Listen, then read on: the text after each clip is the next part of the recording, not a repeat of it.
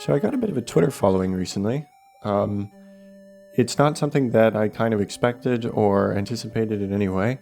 And what I mean by following, I mean just this kind of like 1,000 or so people that now follow me on Twitter. The thing is, I'm really bad at posting this stuff. I'm really bad at kind of keeping an online profile and making cool stuff.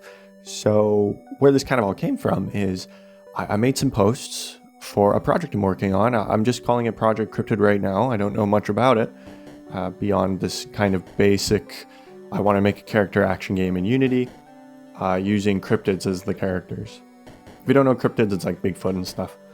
Bigfoot, Mothman, Chupacabra, blah, blah, blah. Just turn them into anime characters, make it a character action game. But I started posting updates on that kind of stuff, and it kind of took off. Now, it wasn't me just posting random things. I actively tried to make the things I posted look pretty good because, a lot of people come across these things in Twitter, and having it look good is actually a really great way at getting eyes and stuff. You sadly can't just post stuff that doesn't look very good and it gets a following, at least not necessarily what I've seen. There needs to be some kind of value from it. The value can either be, art style or humor, emotion, so just something like it needs some kind of vibe. I've seen a lot of people online that have been posting lots and seemingly, pretty decent posts and pretty well off posts, but there's no following and you can almost see that they're getting really frustrated with this stuff. But yeah, I've had online accounts through my life. I had a DeviantArt when I was younger. I got an ArtStation and other social medias and stuff, but they've definitely never taken off. I've always been very bad at progressing those. When I was younger, I used to draw a lot of Dragon Ball fan art, and I was doing a lot of requests, almost trying to work up to commissions, but I never really got there. In hindsight, I'd say it's probably because A, the art wasn't really up to snuff, and B, it was, I didn't have too much of a professional vibe to myself. I think professionalism kind of goes a long way. And what do I mean by professionalism? Well, it's kind of when you talk to someone and they kind of know exactly like what their worth is, or they, and almost this thing of like, if you're gone, if you don't, do a request or commission from me, my life won't change. It'll be perfectly fine. Like, I got other stuff going on. It's kind of like that vibe, I think. So in the past, I really didn't have that sense of professionalism, where now I'm trying. I try to have it. I also try to be a little bit more smart about all of it and have a schedule and stuff. But I think I'm getting a little ahead of myself. So I didn't really know how to approach or how to kind of move forward in this environment. My approach to this was, I'm just going to post some stuff. I'm going to make sure it looks pretty good. Like when you pass by it, it's looking pretty okay. And I asked a lot of questions with it as well.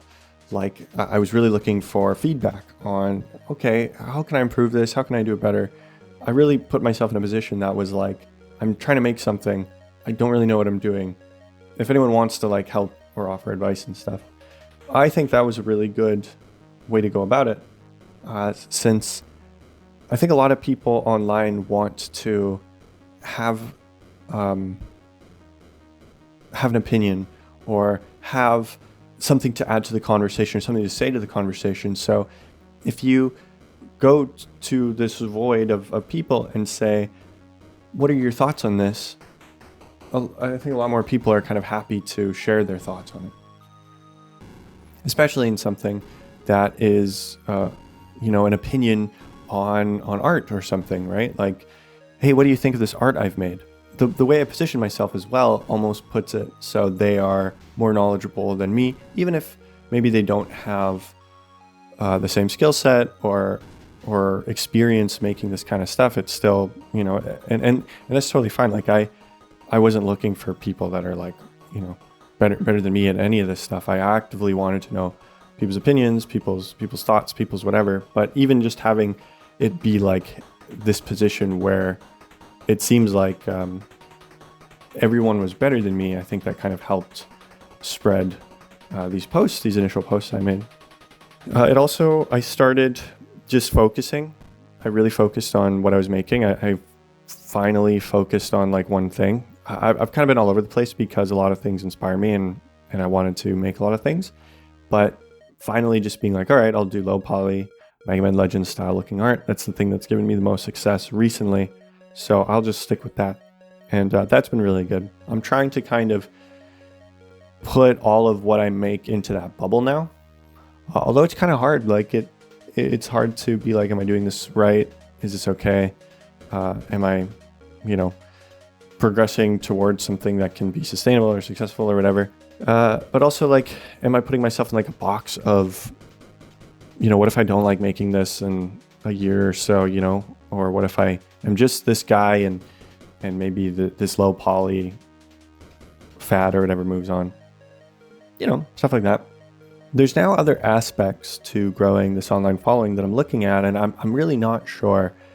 And, I want to know everyone's opinion, but when I see people with an online following, they tend to be like, try everything, try TikTok, try Patreon, try coffee, try buy me a coffee, try YouTube and Twitch, and like they're like everything. Like I had some advice that was, monetize everything.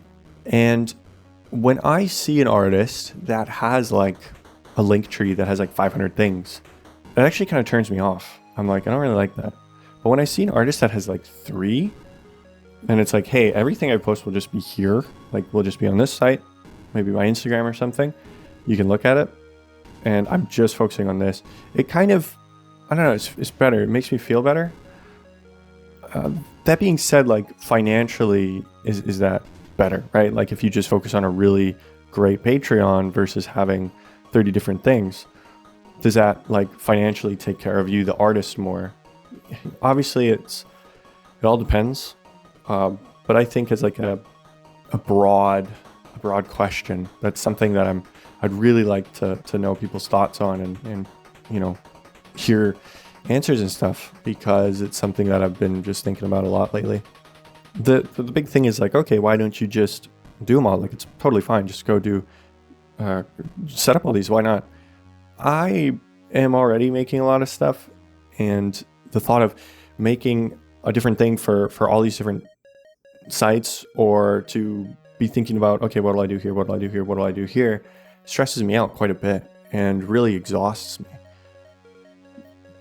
Me just focusing on essentially Twitter, okay, I'll just do these Twitter posts, has made the Twitter push further than I've ever had something push. So already I'm kind of looking at this and like, this is a lot more comfortable and it might work for me more. So I don't know. Yeah, it's tough. These are obviously a lot of questions that I think a lot of artists online are trying to like wrestle with, like this whole thing of, should I do as much as possible or just focus on a couple of things? If you focus on a couple of things, they might not work out and then you're screwed because you put all your time and effort into one thing. But if you focus on a whole bunch of other things and really diversify like your outreach, your money, or whatever, you might be able to make more, you might be able to get more, or get eyes on you in different areas. Theoretically, it makes more sense, but I think in practice, it might not work that way. I don't know. Regardless, I want to keep, posting what I post and seeing kind of what posts do better versus the amount of time and effort it takes to work on them. In the past, I've had this kind of problem of, thinking about a post and spending too much time on it when the time I put in doesn't pay off.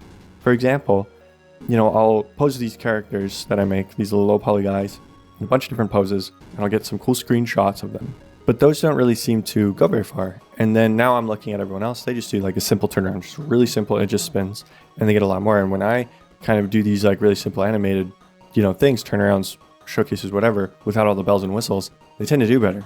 So it's like, okay, maybe I'm just thinking too hard on this. And maybe that's the case with all the other stuff. Like I mentioned before, other avenues, things like TikTok kind of freak me out. You always hear people like, oh, do TikTok. Oh, stuff goes great on TikTok. And maybe I'm just overthinking about the kind of content that I have to make for that. I've made some shorts and stuff, and they took a while, and they did okay-ish, but like, is the amount of time that I spend on these worth the payoff? I think ultimately, like if I'm being totally honest, I want someone to tell me, no, don't bother, so that I can just keep doing what I'm doing. But with that thought process, does that close me off from a lot of things? Is it just like a fear thing? So it's something I'm kind of wrestling with. Is it worth putting in the effort to all these other things, all these other places and stuff? I don't know.